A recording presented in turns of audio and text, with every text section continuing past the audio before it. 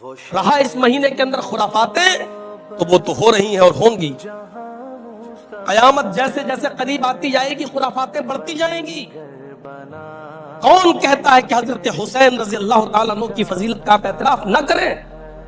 اللہ کے نبی صلی اللہ علیہ وسلم نے اپنے دونوں نوازوں کو دیکھا، حسن اور حسین کو، اور دیکھنے کے بعد آپ نے جو فرمایا وہ جملے سنیے. ہما ریحانتایا من الدنیا، او میرے صحابیوں سن لو، یہ دونوں دنیا کے میرے پھول ہیں. ان پھولوں سے خوشبو حاصل کرو، ان کو مرجھانے مت دو. نبی اکرم کا یہ قول خود بتا رہا ہے کہ آپ نے ان کو دنیا کا پھول بتایا، پھولوں سے خوشبو حاصل کی جاتی ہے، یعنی یہ دونوں میرے نواسے دنیا کے لیے خوشبو ہیں اور دنیا کو معطر کرنے والے ہیں. جو حادثہ آج ہم جس کو لے کر ہم سینے پر کوڑتے ہیں، پیٹتے ہیں اور گریبان چاک کرتے ہیں، اس کی طرف بھی آپ نے اشارہ کیا تھا. حضرت حسن رضی اللہ تعالیٰ عنہ بیٹھے ہوئے ہیں اور نبی اکرم ایسے ہی خطبہ دے رہے ہیں منبر پر کھڑے ہو کر. آپ کی نظر اپنے نواسے حضرت حسن کی طرف گئی تو اللہ کے نبی صلی اللہ علیہ وسلم نے اشارہ کیا، صحابیوں یہ میرا چھوٹا سا نواسہ جو تم دیکھ رہے ہو، حسن حسین تو اور چھوٹے تھے، اس نواسے کی طرف دیکھ رہے ہو، ابنی ھذا سید، یہ میرا بیٹا ہے. نواسے کو اپنا بیٹا کہہ رہے، ابنی یہ میرا بیٹا ہے، ھذا سید یہ دنیا کا سردار ہے، ھذا سید یہ سردار ہے. اور اس کے بعد جملے فَلَعَلَّ اللَّهَ يُصْلِحُ بَيْنَ فِئَتَيْنِ مِنَ الْمُسْلِمِينَ. ان قریب اللہ رب العالمین میرے اس نواسے سے اتنا بڑا کام لے گا، اتنا بڑا کام لے گا کہ مسلمانوں کے دو گروہ میں جان جانے کی، ایک دوسرے کے خون کے پیاسے ہو چکے ہوں گے. میرا یہ نواسہ میری امت کے ان دو گروہوں کے درمیان صلح کرائے گا.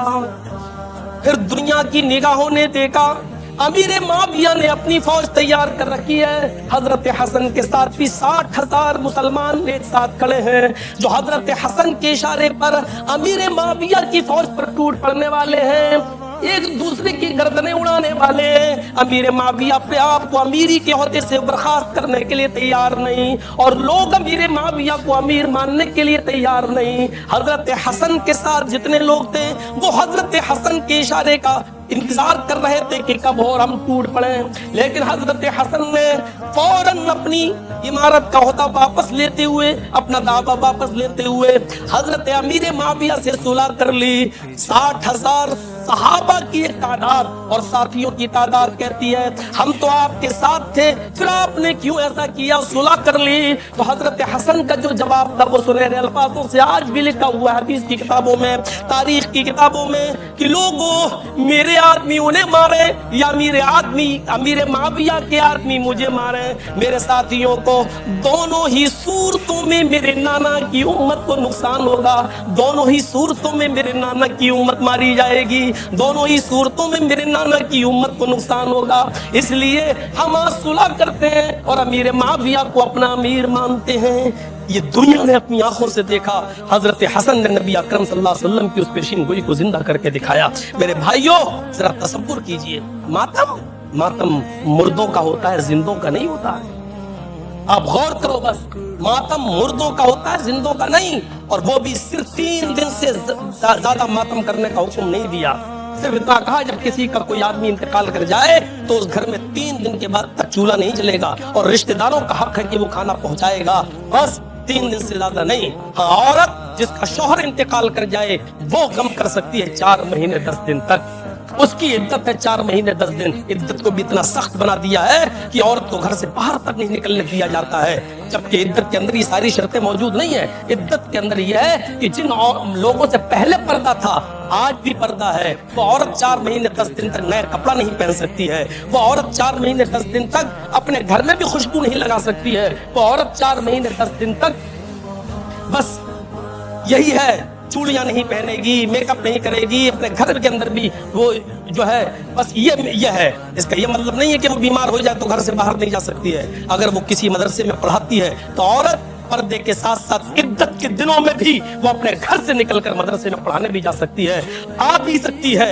आगरा में अगर उसका ट्रीटमेंट चल रहा है तो आगरा जा भी सकती है, ग्वालियर जा भी सकती है और आ भी सकती है। इद्दत का ये मतलब खुले आसमान के नीचे नहीं, औरत घर के अंदर खुले आसमान के नीचे भी रह सकती है, बशर्त ये कि वहां गैर महरम का आना जाना ना हो, यानी जिन लोगों से निकाह जायज है उनका आना जाना ना हो। औरत घर के अंदर बगैर दुपट्टे के भी रह सकती है, बशर्त ये कि गैर महरम का आना जाना ना हो, इद्दत के अंदर भी। तो बस इतना है। लेकिन हजरत हुसैन का मातम, ला तक़ूलू लिमन युक़्तलु फी सबीलिल्लाह, जो लोग अल्लाह की राह में कत्ल कर दिए जाएं तुम उनको मुर्दा ना कहो, वो जिंदा है। बल हयाउन, वो जिंदा है, वलाकिन ला तशऊरून, लेकिन तुम्हें शऊर नहीं है। शहीदों का मातम नहीं होता है, शहीद जिंदा होता है। जो अल्लाह की राह में कत्ल कर दिया जाए, सिर्फ फर्क इतना है कि उसकी जिंदगी का शऊर हमें नहीं है। वो कैसे जिंदा है ये शऊर हमें नहीं है। बस हमें ईमान लाना है कि शहीद जिंदा है, लेकिन उसकी जिंदगी पर तबसरा नहीं करना है। हजरत जिब्राइल नबी अकरम के पास आते थे वही लेकर। नबी को तो जिब्राइल दिखते थे, लेकिन सहाबा को जिब्राइल नहीं दिखते थे। लेकिन सहाबा का ईमान था कि जिब्राइल आते हैं, जिब्राइल जाते हैं, नबी देखते हैं, जिब्राइल है, हमें नहीं दिखते हैं। ऐसे ईमान हमारा होना चाहिए। शहीद जिंदा है, कहां कैसे ये हमें नहीं मालूम। हमारी नजरें, हमारी निगाहों में इतनी ताकत नहीं है कि हम शहीदों की जिंदगी का तबसरा कर सकें और देख सकें। शहीद जिंदा है, शहीद पर जिंदा के कानून लागू होते हैं, शायद आपको नहीं मालूम। बस आखिरी बात, जब ग़ज़वे बद्र के अंदर जो सहाबा शहीद हुए, ग़ज़वे उहद के अंदर जो सहाबा शहीद हुए, 70 सहाबा, जो 70 सहाबा शहीद हुए, तो अल्लाह के नबी सल्लल्लाहु अलैहि वसल्लम ने उन सहाबा को दफन करते वक्त जो हुक्म दिया था, वो हुक्म हमें बता रहा शहीदों की जिंदगी क्या होती है। आपने फरमाया सहाबियों, ये 70 सहाबा दफन किए जाएंगे। व अमारा बिदफनिहिम फी दिमाइहिम, लोगों इन सहाबियों को तुम दफन करो जैसा जिसके जिस्म पर जो खून लगा हुआ है उसको उन्हीं के खून में दफन करो। धुला नहीं जाएगा, खून को धुला नहीं जाएगा। कपड़े जैसे जिन कपड़ों में खून लगा है इनको दफन करो, ये बुखारी की हदीस है। इनको इनके कपड़ों के अंदर दफन करो, किसी खून के अंदर दफन करो। सहाबा ऐसे ही कर रहे हैं। फिर अल्लाह के नबी हुक्म देते हैं वलम युगस्सलू, इनको गुस्ल नहीं दिया जाएगा, बगैर गुस्ल दिए हुए इनको दफन करो। सहाबे किराम अभी दफन करने में कुछ पसो पेश कर रहे हैं, ऐसी कैसे दफन कर रहे हैं। अभी इनकी नमाज जनाजा पढ़ी जाएगी, बगैर जनाजे की नमाज के कैसे दफन करना है। नबी अकरम ने सहाबा की नजरों को पहचान लिया तो फरमाया वलम युसल्लु अलैहिम, नमाज जनाजा का इंतजार न करो, इनको बगैर जनाजे के दफन किया जाएगा। इसलिए कि नमाज जनाजा मय्यत की होती है, मुर्दे की होती है, और शहीद मुर्दा नहीं है, इसलिए इनकी जनाजे की नमाज नहीं पढ़ी जाएगी। इनको ऐसे ही दफन कर दो, ऐसे ही उन्हीं कपड़ों में, उन्हीं खून की हालत में, बगैर गुस्ल दिए हुए, बगैर नमाज जनाजा पढ़े हुए उनको दफन कर दिया गया।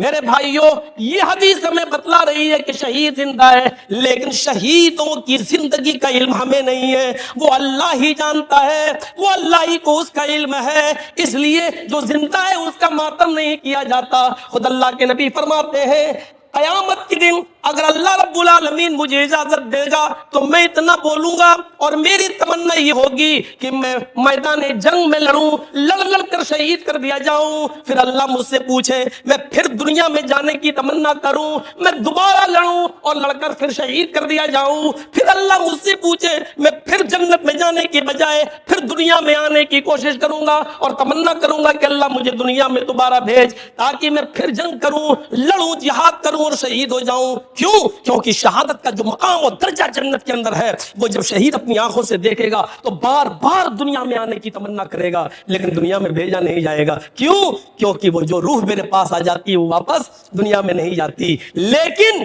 शहीद जिंदा है और जिंदा और जावेद का मातम नहीं किया जाता है। मेरे भाइयों, जरा गौर करो, जो नबी बार बार दुनिया में आने की तमन्ना करे, پھر اس شہادت پر کوئی آدمی روئے اور ماتم کرے، اس سے بڑی بے وقوفی اور کیا ہوگی، اس سے بڑا پاگل پن کیا ہوگا؟